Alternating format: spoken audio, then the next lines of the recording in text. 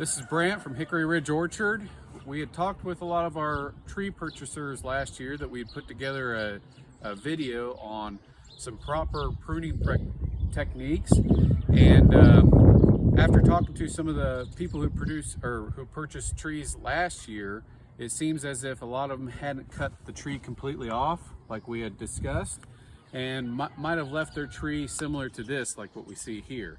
That's fine. The only problem is the roots aren't being stimulated with that initial terminal cut when you planted the tree. Therefore, the tree might be stunted slightly and not growing like you would expect. And so I'm going to show you a technique if your tree looks like this this year, on how to kind of stimulate this tree so that it can start growing and so that you can start getting fruit hopefully here soon. So if you have a bunch of these branches here, you want to make sure that you still have your central leader. So if you have another branch that's starting to come up like this and it's acting as your central leader or competing with your central leader, you want to go ahead and cut that branch completely off. All right, and so when you cut it, you're going to see there's like a little collar here, and it's like a wrinkled up piece of bark there, and you're going to make that cut right before that. All right, as soon as you cut that off, that collar will heal that branch there. All right, this branch isn't competing, and so I'm not going to cut it completely off, but I'm going to kind of show you how you can stimulate the roots of this tree by making cuts on each branch here. So one example is here. You have an outward facing branch. It's going away from the central leader of your tree. What you want to do is you want to come in here, and right above, you want to make a cut right there. That's going to cut and tell that tree to grow the rest of this branch out in thickness, but then tell this branch here to grow outward away from the central leader.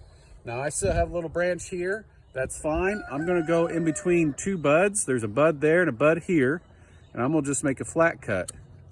And that's going to tell that branch to basically stop growing. It will maybe shoot another branch off from there, and year two come along and do that again, and that'll actually turn into a fruiting wood there.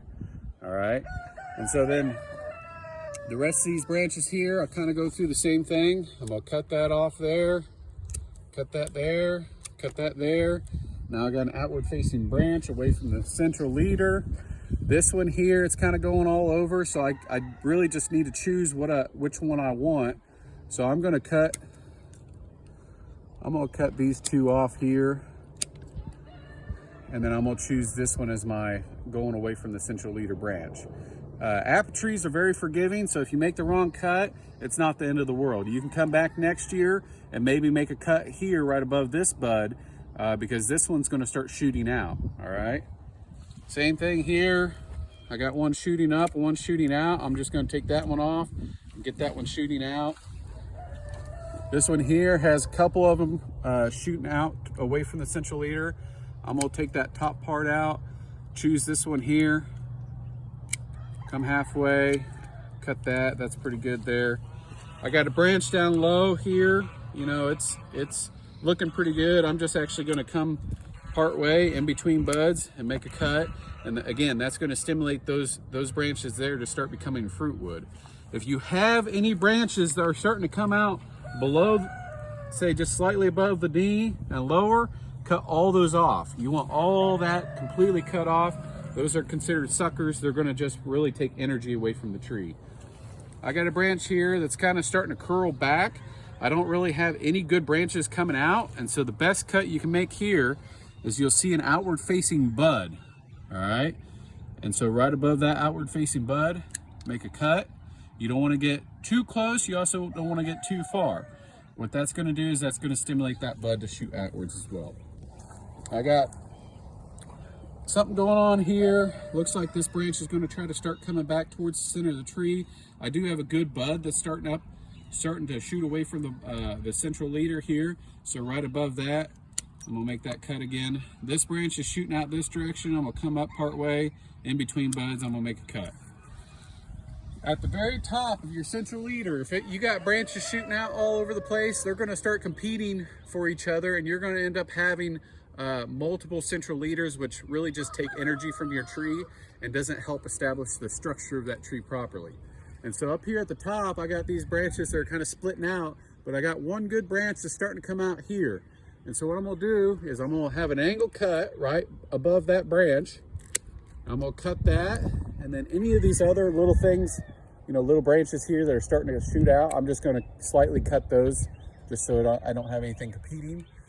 And then what's gonna happen is this branch is actually gonna turn into your new central leader. Everything, since I made that cut there, everything below is actually gonna widen in girth.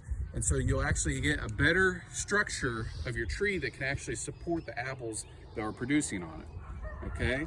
If you have any branches that are, say they're, you know, they're kind of upright, but they're a good branch, you want to have a good 60-degree angle. And so you might want to put, if you have like a piece of lathe or a piece of wood where you can separate this, put it in between your central leader and this branch and help push that down. You want a good 60 degrees. That's the proper crotch angle that you want for your tree so that it can support the apples. And that's pretty much the proper techniques of pruning in year 2. Again, if you hadn't cut the tree down here, that's fine. This is the type of thing that you want to do. In our next video, we're actually going to show you how to properly prune a tree if you did make that cut, and we'll also show you a tree that is in year 5 after we had made that cut. So those customers out there that are scared about making that cut, we can show you what the results are.